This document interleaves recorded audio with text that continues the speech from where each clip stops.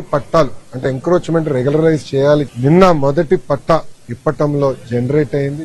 ఇప్పటికీ మొదటి విడతలో సుమారుగా 5,000 మందికి ఇల్లు పట్టాలు ఉగాది తర్వాత ఇవ్వాలనే లక్ష్యం పెట్టుకుని మేము పనిచేస్తున్నాం.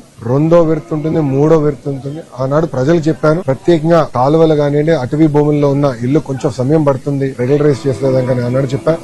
అంతేకాకుండా ఈ ఇల్లు పట్టాలు ఇచ్చేదానికి రీటైనింగ్ వాల్ కట్టాలనేది ప్రజలు మహానాడు ప్రాంతంలో వెళ్ళినప్పుడు కోరారు. దానికి నిధులు కేటాయించాం, డిజైన్లు అవుతున్నాయి. ఇప్పుడు దానిపైన రోడ్ కూడా వేద్దాం. అంటే 4 లైన్ రోడ్ వేస్తే ట్రాఫిక్ చాలా ఈజీ అవుట్ అవుతున్న లక్ష్యంతో మొత్తం డిజైన్ చేస్తున్నాం. దీంతో పాటు ఏదైతే ఆనాడు నేను చెప్పాను, పార్కుల అభివృద్ధి కానివ్వండి, చెరువుల అభివృద్ధి కానివ్వండి, శ్మశానాల అభివృద్ధి కానివ్వండి, కమ్యూనిటీ భవనాలు, రైతు బజార్లు, ఇంకో పక్కన social welfare hostel, BC welfare hostel, ప్రభుత్వ పాఠశాలలు, ఇట్లా దాదాపు మీరు చూస్తే 100 అభివృద్ధి కార్యక్రమాలకి కూటమి ప్రభుత్వం శ్రీకారం చుట్టింది. అన్ని డిజైన్లు అయిపోయినాయి. టెండర్ దశకు వచ్చింది. టెండర్లని దేవుడి సహకారంతో ఏప్రిల్ మే మాసంలో పూర్తి చేసి భూగర్భ నీరు కానివ్వండి, వాటర్ పైప్ లైన్ కానివ్వండి, భూగర్భ గ్యాస్, భూగర్భ పవర్ కూడా ఇవ్వాలని మంగళగిరి లక్ష్యం పెట్టుకుని పనిచేస్తున్నా. అది కూడా ఎవరు చూడని విధంగా, అంటే ఆంధ్ర రాష్ట్రంలో ఎప్పుడు జరిగిన విధంగా ఒక పొద్దున్న రోజు ఒకరు కట్ చేసుకుంటే వెళ్తే సాయంత్రం పూట లేయింగ్ జరిగిపోవాలి, రెండో రోజు టెస్టింగ్ అయిపోవాలి, మూడో రోజు క్లోజ్ అయిపోవాలి. రోడ్ పర్ఫెక్ట్ గా ఉండాలి. మనం అంటే 3 రోజులు అన్ని పనులు అయిపోవాలి. ఏ వీధిలోకి వెళ్ళినా అట్లా చేయాలనే లక్ష్యంతో కూటమి ప్రభుత్వం పనిచేస్తుంది.